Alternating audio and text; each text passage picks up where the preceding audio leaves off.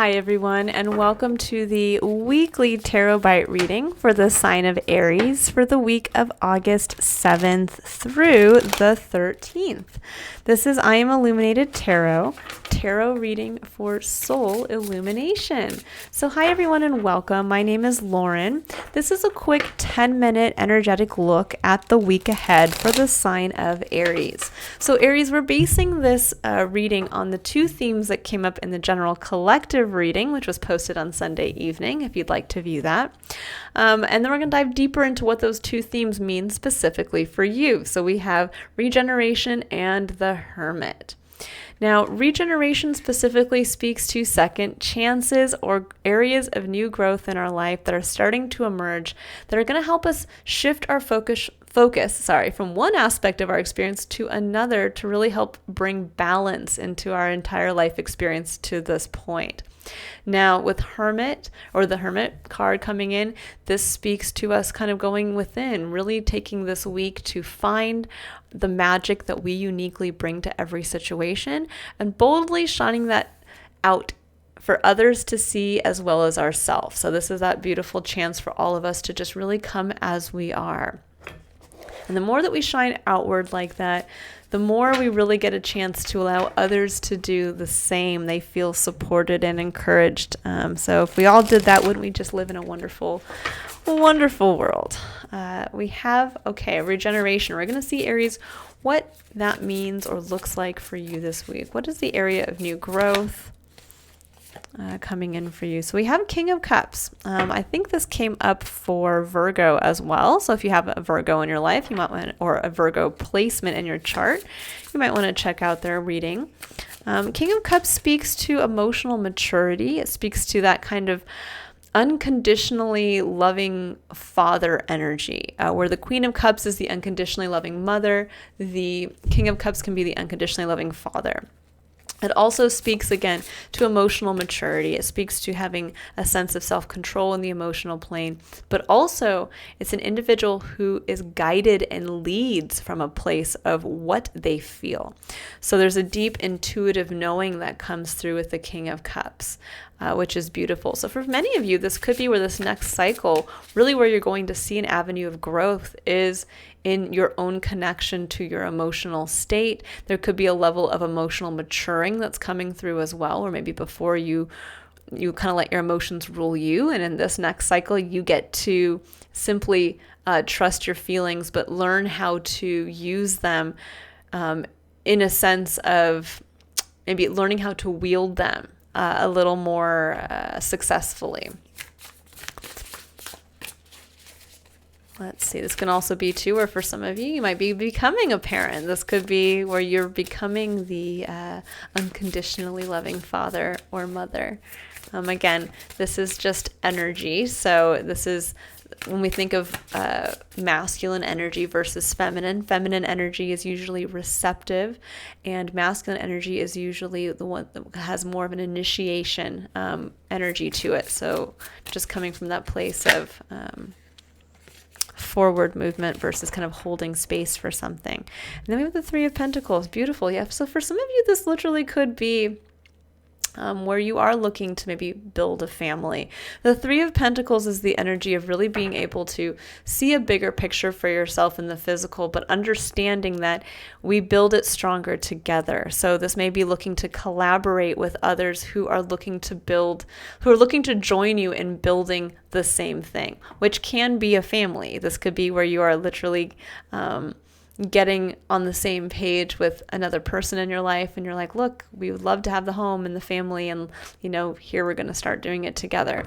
This could also be where maybe you're learning to trust your emotions as a guide to help you source out other people in your experience. Maybe if you're seeing new growth in areas of community, in areas of friendships and things like that, that could be also where you are kind of coming across almost as just using your intuition to say, speak to this person or share this with them or show that this is your skill set, something along those lines. The King of Cups can also be the spiritual advisor. This could be someone, so very few of you. I'm sure this is a very specific example, but for some of you, this could be where maybe if you wanted to get into a more spiritually minded practice, maybe where you are stepping into being a yoga teacher, or you're stepping into being even like a therapist or a psychologist, something along those lines, that maybe this is about looking forward to building that with others. You know, maybe you join a practice that's already established, or you look to ground that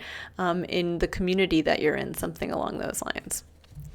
Okay, but there is something here around this new cycle is going to be focused on your emotional plane of your experience. And I love it with the Hermit. We have the Knight of Cups. And the Knight of Cups is about getting into that hopeful, optimistic, rose-colored glasses, romantic feeling. There's a sense here of finding that within Aries. And having the faith to boldly open your heart, to boldly share yourself authentically. There's a feeling too of self-love coming strongly through in this next cycle for many of you. Let's see, what else wants to come out for that? What else does Aries need to know? Okay, and we have the Seven of Swords. Yeah, there's going to be a review, I think, for many of you as to where you've held yourself back from leaning into this optimistic, hopeful, like it's almost like maybe for some of you, maybe you felt like you'd be seen as naive. You know, when we're thinking about shining ourselves out authentically for others, or sharing that dream that we really want to have come into being, it's almost like if you were to express that from that place of just hopeful, romantic optimism, that I think there's a fear of, you know, being criticized for that, or being seen again as naive, or, you know, hey, you just have rose-colored glasses on. Like that's ridiculous. And yet you're being asked to trust what you feel, to trust your connection to that, and you're being asked to share that vulnerably. That's what the King of Cups does. He shares his heart vulnerably. He shares what's in his cup. He shares what he needs. He shares what his dreams are. And the Seven of Swords is a card of avoidance, of where I think many of you are realizing you've avoided either speaking from that place, you know, again, of sharing yourself. You know, this would be like saying, oh my gosh, my dream is to have a yoga studio where I get a chance to do X, Y, and Z. And yet maybe in the past you would have shared that and people were like, oh, there's like so many yoga studios. Like, come on now. Like, are you really going to do, you know, something along those, or like, hey, I mean, like, where are you going to get the money to start that? Something along those lines. And you're like, but it's my dream. I really want it to happen, you know, or it could just be also where this is just you, maybe from your own personal life experiences. You maybe every time you tried to express yourself vulnerably, openly, maybe others, you know, kind of cut you down. And so in turn, you ended up kind of hiding that beautiful, optimistic, vulnerable part of yourself that just wanted to share what you love. And I get the feeling that in this cycle, you're gonna be able to show more of that self, because this is going to be a cycle that really speaks to building collaboration, and trusting your emotions and your intuition. That is the King of Cups as well, to guide the way. And I think there's also a level too for many of you that you're going to realize just how much you've emotionally grown and matured in the last cycle, to the point now where maybe before you let your emotions kind of rule your decisions. And now the King of Cups is so at a place of peace and acceptance of what he feels. He's able to lead and make decisions and take action based on what he feels, but not in a way that's out of control, where he's going to like just start crying or laughing uncontrollably or get mad. It's instead, he's just going to feel it, process it, and then say, you know what? That makes me really upset.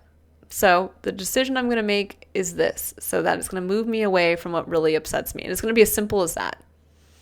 So it's a very good new cycle that you're starting here, Aries. I really like this, but it's asking you this week, the Knight of Cups and the Hermit, to shine yourself vulnerably and with optimism out for others. And this could really just be being present in the moment, that maybe there is a part of yourself you want to share and you're like, oh no, I'm not going to do that. And then you say, you know what? No, I am. because that's an integral part of who I am. That is a dream I'd love to see realized. That is a need I need to have fulfilled. And you fill in the blank. And that is where the new growth is going to start to really take hold or take root for you guys. Okay, so as a final message here, we have 2 cards that came out. We have Dragonfly Spirit, Truth Transcends Illusion, number 22. It's a master number, one of my favorites. It is the number of the master builder. This is someone who really has the ability to build something from a place of self-mastery, but also from being deeply in touch with the spiritual plane. So for some of you, this could be literally where you are building like a spiritually based practice, or you are building something from what really resonates with your spirit, with your soul. And then we have Parrot Spirit. It says, watch your words, number 45. Breaks down to the number 9. The number 9 is all about lessons learned in a previous cycle. So there's something here with watch your words to really see how you communicate, I think, both to yourself and to others. There's a sense here of maybe almost, I'm getting the feeling of like not watching your words, but watching how maybe the way you've communicated in the past, because you were coming from this place of fear and avoidance, how maybe you instead of saying like, this is what I love and this is what I want to experience, it would almost be like saying, well, this is just my opinion. And I know it seems stupid, but this is, and it's like, you don't even realize that you're cutting yourself down. You're cutting your own dreams down in how you speak. Or this could also be, or maybe you're realizing now, if you want to collaborate with others, maybe in the past you would come across as maybe come out from a place of anger, or you'd come out from a place of just being blunt and sharing your truth, and you're realizing now, okay, I need to bring a little bit more of my emotional sense into this, or I can't let my emotions just rule me. I need to rule my emotions. So if I'm going to start collaborating with others, I need to speak from more of this kind of loving, optimistic. It's almost like I'm getting feeling you got to be a little warm and fuzzy, Aries. And the more warm and fuzzy you are, the more it's kind of like the saying, honey, or what is it? Sugar attracts. And I don't know, oh my God, I feel like I say this saying all the time. What is it? You get more with honey than with vinegar. And I do get that feeling. There's a sense here of like realizing that almost as a superpower in a way, realizing that when you come from this place of optimistically sharing about yourself, people are like, oh, I'd love to join that. I'm going to actually leave you with something here. I know we're almost, we won't run long on this reading, but one of my favorite tarot readers, Aquarian Insight, she would tell this little parable about there were 2 mason workers, both working on their bricks over here. And an individual walked up to the first mason worker and said, "What are you doing?" And the person said, "Oh, I'm laying bricks." Okay. Then that individual walked over to the second mason worker and said, "What are you doing?" And that mason worker said, "I'm building this beautiful cathedral." Now when you notice that, there's a difference, right? In the way those 2 individuals, even though they're doing the exact same work on the exact same project, one is very limited in what they're sharing. And it's not allowing someone to buy into what they're doing as well. The individual who said, "I am working on building this cathedral." Now, there may be no cathedral behind the individual. He could be literally laying the foundation. And yet the person who asks him what he's doing might say, "Oh my gosh, this is my lucky day. I've wanted to also grow or build a cathedral. Is there a way that I can get in to lend a helping hand?" And suddenly now you have somebody with you. So there's a sense here of really watching, Aries, how you communicate with others and how you communicate with what you're doing, even just in the day-to-day, because you don't know who might come in to say, "I want to do it with you." I'm going to leave it there. I hope you all have a wonderful week ahead. If you'd like to book a personal reading, you can click on the link in the description box below to visit my website. Otherwise, the full tarot scope for the month of August is up on my channel for each sign if you'd like to view yours. And if I don't see you there, I look forward to seeing you next week for the next Tarot Bite reading, or next month for your next illumination reading. All right. Bye, Aries.